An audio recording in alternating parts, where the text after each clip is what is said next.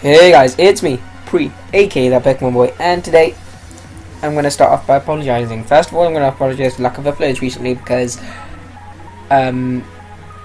yeah, well, yeah, what a perfect explanation. Just apologise. Yeah, that's, yeah, oh my god. Anyway, I do apologise because basically I had a couple of things going on which meant I didn't have a lot of time. So I knew that was going to happen, so I was only going to put up what I'd already recorded, but then I was quite badly ill, so I couldn't get them out. And then as soon as I got better, pretty much the next day, we had the IEP stuff, then I was busy on Monday, so I'm recording this on a Tuesday, basically. So yeah. Next, I'd like to apologise for this game coming so late, because pretty much you'll see this go up, and then the next day or 2 days or 3 days later you'll see my IEP Season 2 draft analysis go up. By the way, at the time of this recording, the draft has already happened, but the reason this comes so late, it's not completely Jet's fault, who's the coach of the Twinleaf Tickle. Basically, I was waiting for him to have a logo made, so then that I could use this new layout that you're seeing. So yeah, question of the day. What do you guys think of this new layout? You know, like, obviously you've got the Pokemon at each side. Well, right now you can see them here as well, but you've got the Pokemon at each side, so you guys know who's using what. And yeah, I think I quite like the fact that, you know, the logos are used. So that's why I was waiting to upload this battle, which I will do now. Let me quickly run you guys through my team.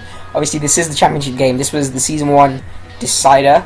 And this was a huge game, so I mean, I bring this team quite a lot. Towards the end of IEP Season 1, you will have seen me bring this team quite a lot, but this team really, I felt as if it was going to do well against Jed's team.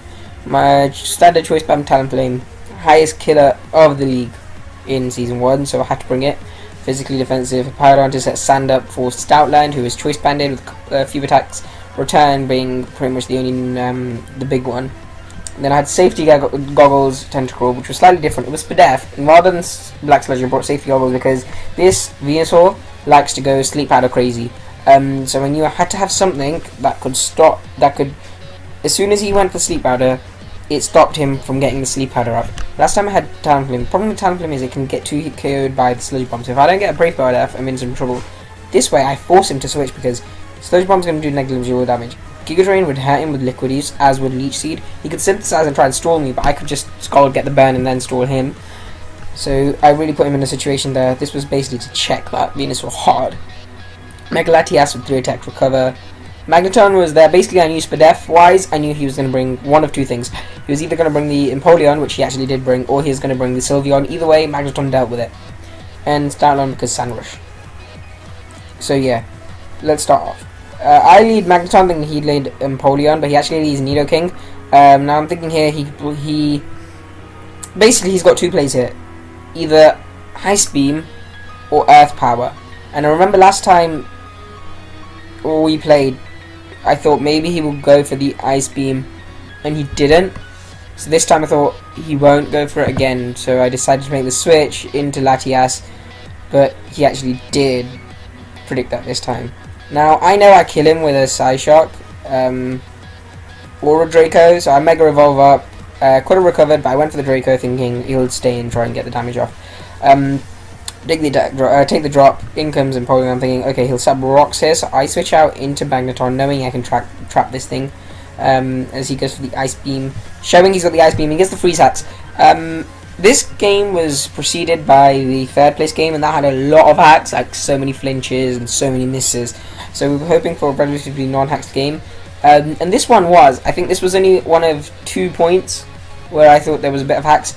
This one didn't matter too much because, well, at the time I thought this mattered loads because it basically meant I couldn't kill his Empoleon.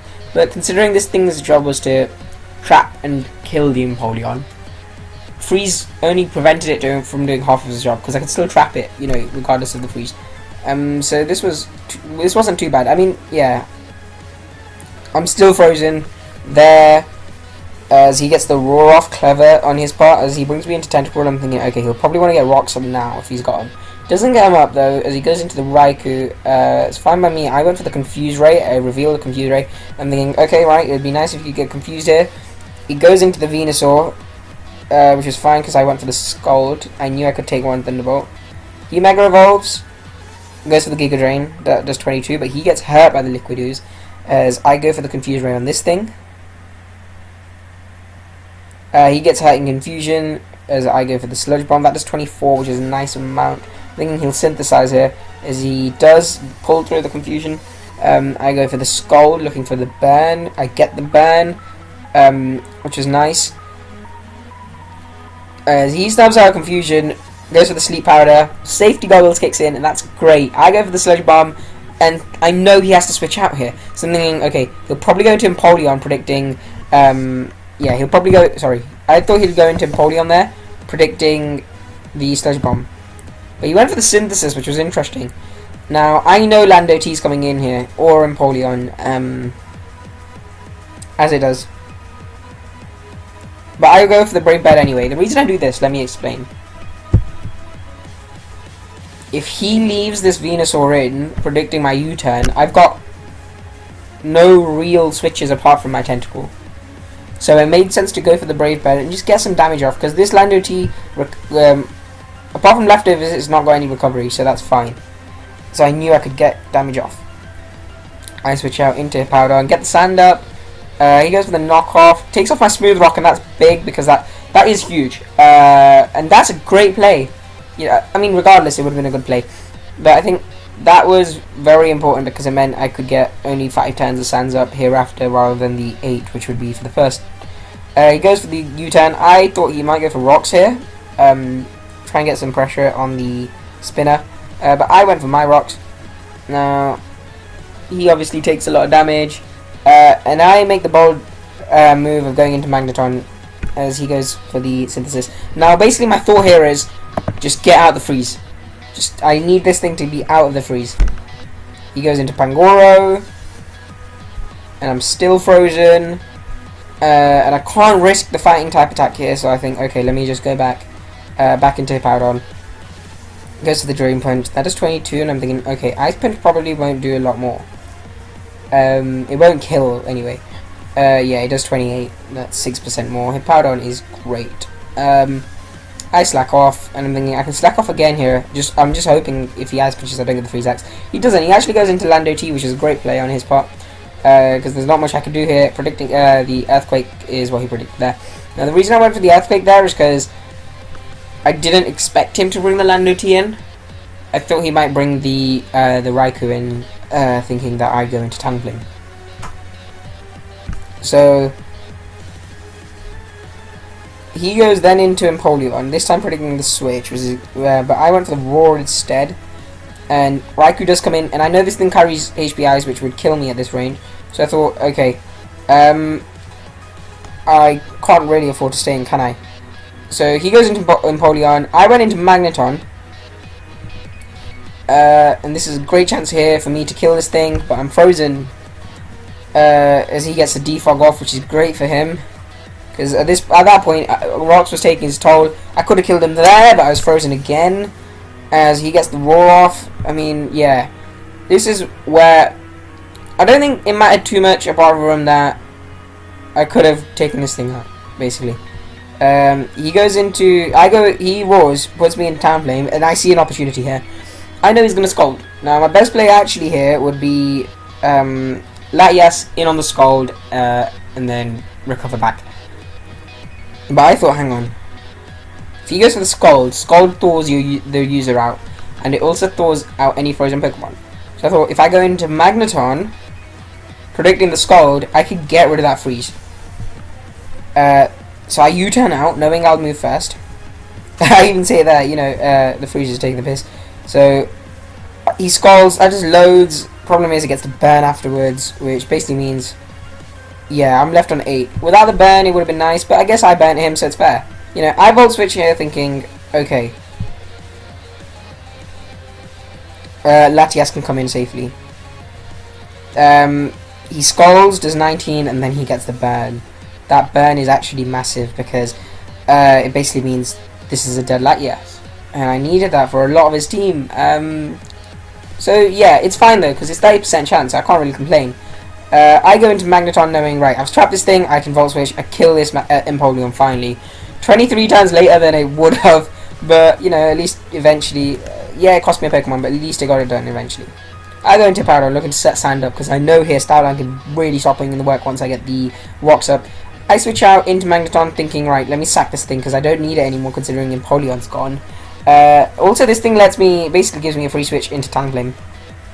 I could U-turn here, but it's risky. I know he can go into Lando T. Now, I go for the Brave Bird anyway, because again, it's risky. Now, see, the thing is, that point, if I go for a second one, I might kill. But I switch out into Tentacle anyway, because I knew he'd go for rocks. Yeah. I can go for a free Rapid Spin here. Exactly what I do. And this is where the game starts to get a lot more interesting, because he Volt Switches and I let him do that. Because at this point, my Powder is important to get Sands up, so I can't risk him predicting for the HPIs. So I just stay in with the Sludge Bomb. Now, I put him in a position here, because basically, he could attack me and kill me with the Giga Drain, or with this, not with the Sludge Bomb, but he can kill me with the Giga Drain. Problem is, he'll then die this turn as well, so it's basically, if you want to kill my Tentacruel, be my guest, but I'm taking your Venusaur down with me. He goes for the Synthesis, which is fine. I went for the Confused Ray. And I'm pretty sure he'd switch there, as he goes into the Nidoking, but I double back into Talonflame anyway, because I knew he wouldn't go for the Sludge Bomb. I'm thinking, okay, he'll probably go for the Lando T here, but I Brave Bird anyway because it's a 2-hit KO at that point. And I know he has to switch here if he wants to keep this thing alive. So he goes into the Venusaur, which was a bit of an awkward play if you ask me. The crit probably didn't matter. I don't think it did. Because with Burn, obviously, it didn't matter. Because it's an Oko anyways at full health. Plus he's not physically defensive. Now he brings in the Lando T, and at this point I may or may not kill as he doubles into Raikou, and I'm thinking, okay, I can make a Brave Bird here, which is exactly what I do. I do 26 there. At this point it's not worth me staying in, so I go into Tentacle knowing he'll probably HP Ice. The reason I went into this is because last time he went for the Volt Switch, which this time he'll think that I will know the Volt Switch, and this time he'd go for the HP Ice. Exactly how it plays out. He HP Ices again, kills me. That's fine. I didn't have any switches at this point. As I go into Talonflame, and I roost up. Doing that basically means, obviously I resist it. With the crit, it still does 33. That doesn't matter, because I can go for the second roost here. Exactly what I do. And I bring my Talonflame back. That's why I sacked my Tentacle there, to bring Talonflame back. Because Talonflame could win me the game. Tentacle probably can't. I go into Powdon knowing if he wants to Ice Beam, that's fine. He actually Sludge Waves, resist 36. He Ice Beams there, kills me, that's fine. And that is fine. Because I can bring in Stoutland here. And basically go for the big damage. As he brings in Pangoro. It's cool. Return will still be a 2-hit KO. The Sand finishes him off. I'm thinking he'll bring in Lando T here. It's his best play. Exactly what he does. Now, he goes in for the Nidoking. I went with the return anyway, and I go for return again. Basically here I had to make the most of my Sand turns. That's what it was. As Sand subsides, he brings in the Raikou now. Okay, at this point it's 2v2.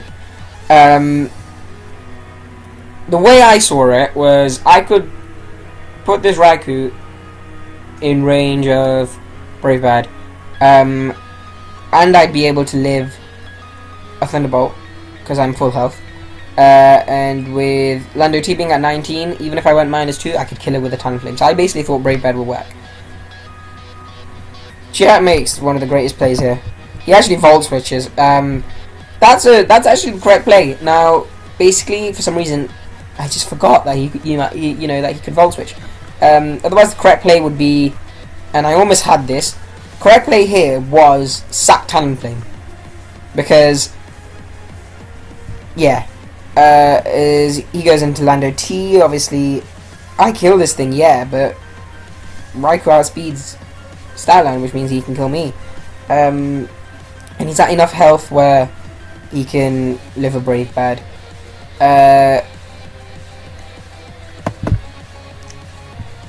And basically, this was the thing, right? I brought Jolly Talonflame. I didn't have Adamant. If I have Adamant, I brought Adamant Talonflame. I didn't have Jolly. If I bring Jolly, I can Flare Blitz and I kill this thing, and that messed me up. Yeah, I basically lost. I'll show you guys here. There you go. I Brave Bird, 10%. Eat Thunderbolts kills me. Crits not mattered, obviously. And yeah, that's game. GG Jet, because he did deserve to win it. Not just this game, he deserved to win the championship. You know, he'd been the best team throughout. Yeah, I was so close to bringing the Jolly Talonflame, but I didn't because I thought I wouldn't need it. Like, I literally, I thought, well, I'm only going to bring this to take on the Raikou. And there was a couple of, like, basically, if I would run Adamant, there was more chances of me, like, doing more damage on the Nidoking. I get a more favourable roll a lot of the time on the Lando T. And I didn't think it'd be down to this, so literally I just thought, oh, well, it makes sense to bring the Adamant and do more damage. But yeah, you know, like I said, it was good. Like, minimal hacks was good. Like, the only hacks, really, was the crit that I got on his Venusaur, which didn't matter, and the freeze he got on the Magneton, which didn't matter in the end. So yeah, that was good. It was a close 1-0 to Jet. GG, you know. But I will be back season 2, Jet. If you are watching, I'm coming for you season 2. Obviously, we know who the other threats are. Cough, cough, Will. Cough, cough. Venatrancore. But yeah, it should be fun season 2. And hopefully, it's as close as season 1 was. So yeah, expect my season 2 draft analysis in a couple of days. If not today, if not tomorrow. But for now, hey guys, you've reached the end of my video. To show my thanks for you watching the whole thing, here's a picture of Jesus riding Arceus.